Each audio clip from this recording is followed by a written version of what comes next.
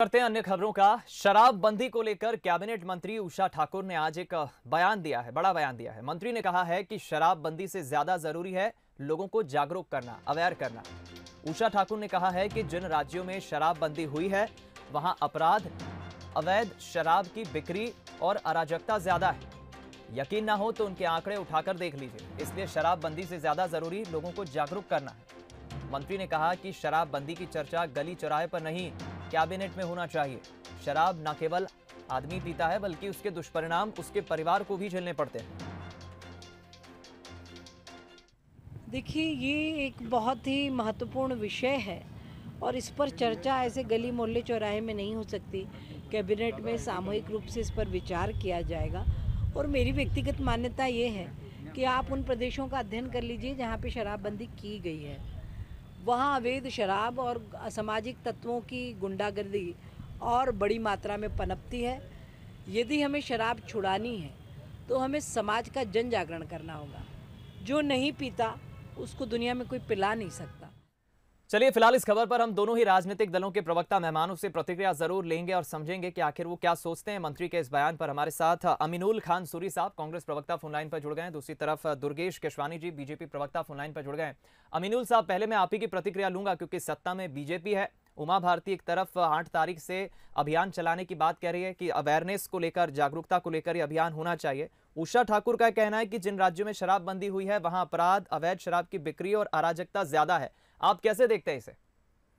देखिए, ये उषा ठाकुर जी जो कैबिनेट मंत्री है मध्य प्रदेश सरकार में, इन्होंने जवाब उमा भारती जी को दिया है। जिस तरह भारतीय जनता पार्टी में जिस तरह की गुटबाजी सामने आ रही है, अलग अलग बयान सामने आ रहे हैं। उमा भारती जी शराबबंदी पे जोर दे रही हैं, तो उषा ठाकुर जी बता रही हैं कि क्राइम रेट ज्यादा होता है जहां शराबबंदी है। शिवराज सिंह चौहान बोलते हैं कि नए वित्तीय वर्ष में जो शराब की नीलामी होगी उसमें नई दुकानें नहीं खुलेंगी। तो उसके तत्काल बाद नरोत्तम मिश्रा जी का बयान आ जाता है कि और नई दुकानें खोली जाएंगी। तो क्या है नीति और रीति, क्या नीति और रीति पे काम भारतीय जनता पार्टी की मध्य प्रदेश की सरकार कर रही है, ये जनता जानना चाहती है। हर नेता के तो अलग अलग बयान है, हमेशा विषय को भटकाने का प्रयास है। दुर्गेश भाई मौजूद है, बता दे शराबबंदी करने जा रहे हैं कि शराबों की दुकानें कम करने जा रहे हैं, बढ़ाने जा रहे हैं, क्या करने जा रहे हैं? स्पष्ट तो कर दे कौन सच बोल रहा है, कौन झूठ बोल रहा है। क्यों जनता के अंदर भ्रम का वातावरण पैदा करने का काम ये सरकार कर रही है? ठीक, दुर्गेश जी जवाब दे दीजिए क्योंकि एकमत नजर नहीं आ रहा है कांग्रेस का कहना, क्या कहेंगे? देखिए, हमारे जो कांग्रेस के प्रवक्ता साथी अमीनुल सूरी जी, मैं उनको स्पष्ट कर दूं कि हमारी नीति भी ठीक है और नीयत भी ठीक है और नेता भी ठीक है। शराबबंदी को लेकर जो आज बहन उषा ठाकुर जी ने कहा है, माननीय मंत्री जी ने, तो निश्चित रूप से उन्होंने स्पष्ट रूप में, आप उनकी जब बाइट सुनेंगे तो उन्होंने कहा है कि ये मेरी व्यक्तिगत राय है जो उन्होंने अपराध के आंखों पे। बाकी इससे पूर्व में श्री शिवराज सिंह चौहान जी प्रदेश के यशस्वी मुख्यमंत्री हैं, संवेदनशील मुख्यमंत्री हैं। उन्होंने मध्य प्रदेश की 7.5 करोड़ जनता जिनको वो भगवान के रूप में पूजते हैं, उनके हर सुख दुख में खड़े होने का जो उनका संकल्प है वह निश्चित रूप से इसी ओर इंगित करता है कि हम शराबबंदी की तरफ बढ़ रहा था प्रदेश। उन्होंने स्पष्ट रूप से, चाहे मुझे अच्छी तरह याद है, दीपक जी, बंसल न्यूज का ये एक कार्यक्रम था, तो उन्होंने भरे मंच से कहा था कि अगर मेरा प्रदेश अगर इस शराब के दुष्परिणाम से बचता है तो सबसे पहला आदमी मैं रहूंगा जो शराबबंदी की ओर प्रदेश को अग्रसर करेगा। एक सामाजिक बुराई है, आप देख रहे हैं। उन्होंने श्रीमती उषा ठाकुर जी ने भी कहा, उषा ठाकुर ने भी कहा कि कहीं ना कहीं जो शराबबंदी है उसको लेकर कैबिनेट में चर्चा होनी चाहिए। यानी आप भी दुर्गेश जी इस बात के पक्षधर हैं कि लोगों को जागरूक करना ज्यादा प्राथमिकता होना चाहिए बजाय शराबबंदी के?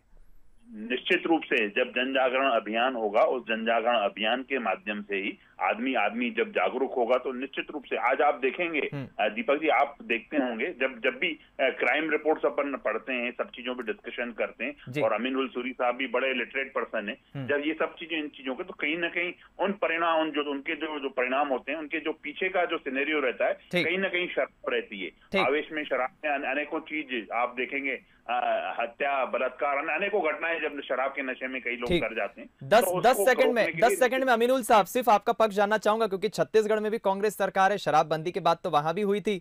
आप अगर राजनीति से हटके अगर मैं जवाब चाहूं, आपसे पूछूं, तो जागरूक करना आप मानते हैं एक अच्छी पहल होगी?